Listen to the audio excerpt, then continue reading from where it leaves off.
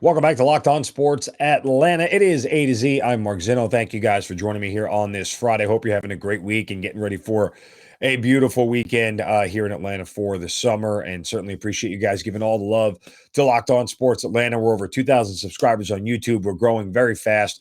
And we certainly appreciate you guys being part of this journey with us. This has been so much fun, and continue to like and share and follow all the content we have and all the shows here. Whether it's this one, A to Z, Hitting Hard with John Chuckery, ATL Day Ones with Jarvis Davis and Tanisha Batiste. You already mentioned the Braves postcast. Of course, we got Locked On Falcons and Locked On Hawks. Everything right here on Locked On Sports Atlanta. This segment of the show brought to you by our good friends at Truebill. And I want to continue to work on solving college football because I genuinely think that there is a 4 superpower conference thing coming. There used to be the Power 5. Now it'll be the Super 4. And the Big 12, the ACC, the SEC and the Big 10 are already on their way to being 2 of those conferences. Now, we talked yesterday, again, about the Big 12 trying to poach 6 members from the Pac-12 and what they want to do. And ultimately, I think it's best and fitting for all 4 of these conferences to have 16 teams, but it's not going to happen initially.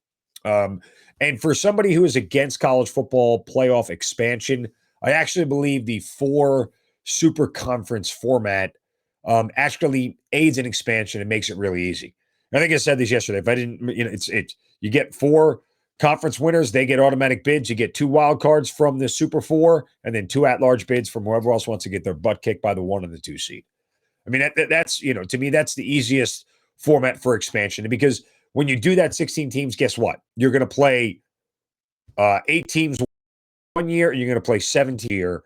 And you could have rotating things, whatever you want to do. But it's just, I think that's where it ends up going. And it makes a lot of sense, sort of balances out the schedule a little bit. And you don't have to worry about so much about non-conference games being a thing when you go down that road. Now, that said, I talked yesterday about what the Pac-12 can do to sort of save themselves. They have to save Oregon, Washington, and Utah. Without them, you don't have a Pac-12 left. It's gone. It's not going to be anything that is viable. But if they can keep the 3 of them, I would ask the Big 12 back for Texas Tech and TCU. And as I said yesterday, again, grab Houston. That gives you 3 Texas schools, covers the entire state from east to west, and you have a massive presence in one of the biggest states for college football. That's your 6 from the west side of this conference here. That's not the Big 12. So it would be, again, SEC, Big 10, Big 12, and then this connection of the Pac-12 and the ACC. From the ACC, you get Clemson, Florida State, Pittsburgh, Miami, UNC, and NC State. The only reason you want UNC and NC State is for the Charlotte market. And all of these decisions, by the way, are based off of television markets and market size, not necessarily the quality of the football program. And if they wanted to go to 14 teams, I'd have no problem with Oregon State following Oregon, even though they stink from a football standpoint. And if you wanted to take another team from the ACC, you're going to take Georgia Tech. Why? Because of the Atlanta market. That's what you want. Georgia Tech's not going to be good anytime soon, but Oregon going to Bobby Dodd to play Georgia Tech is still going to be a game that people are going to watch. Period. It just is. Because they're 2 notable programs, even if one is not good. So I think that is one start and one way to go about doing this. And the thing is, the Big 12 has to act fast because, the Pac-12 and the ACC have to act fast because the Big 12 is going to gobble these schools up quickly.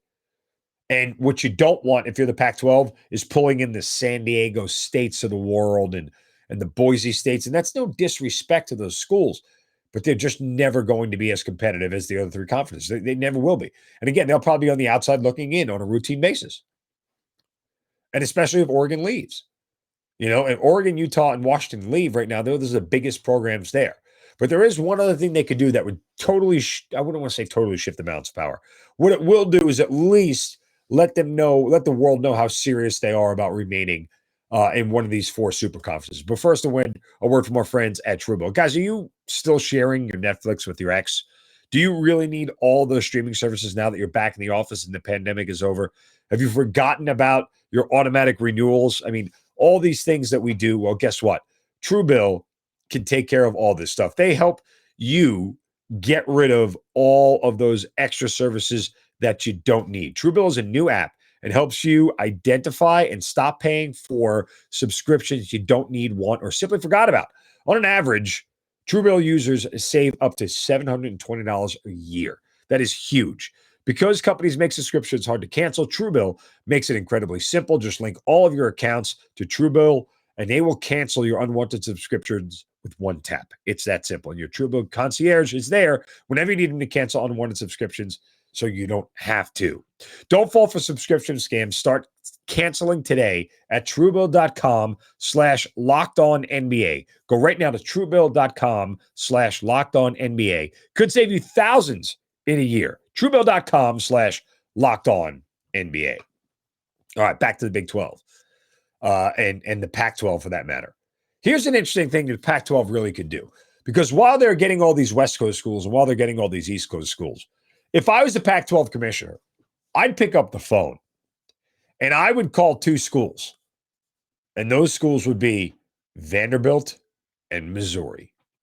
And ask them, why in the hell do you want to stay in the SEC? Do you really want to continue to be the two worst schools in the SEC? Do you really want to continue to have no shot to even make a bowl game and get 6 wins when Texas and Oklahoma get there? Because that's what they're headed for. They are headed for perennial 3 and 4 win seasons. They're just not going to get any better anytime soon. Why would they want to stay there? If they go to the Pac-12, sure, they'd have to face Oregon, Washington, and Utah. But they'd also get the likes of some other lesser schools that they're more on par with, whether that's TCU, UNC. Pitt will fall back off there, without Kenny Pickett and a lot of talent.